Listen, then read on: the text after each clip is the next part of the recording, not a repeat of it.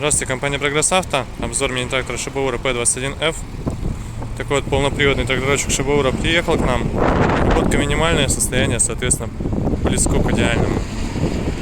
По шинам все отлично, никаких растрескиваний, замечаний. Остаток огромнейший. Трехточное навесное устройство с фрезой.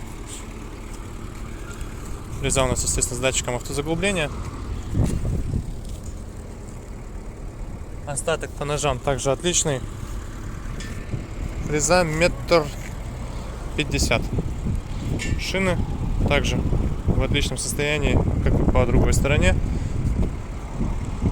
По месту водителя здесь у нас по фрезе все регулировочки с правой стороны. С левой стороны раздатка и вал отбора мощности. Все остальное, коробка переключения передач, находится под рулем. Наработка у нас 772 моточаса. Поэтому, соответственно, косметика и все остальные характеристики трактора прямо-таки в идеале остались. Такая вот достаточно целенькая шибаурка. По работе трактора все так же отлично. То есть давайте запустим его. Видим, сразу же загораются, естественно, все чеки. В обратную сторону у нас греются свечи. Думаю, все это знают. Собственно, весь запуск.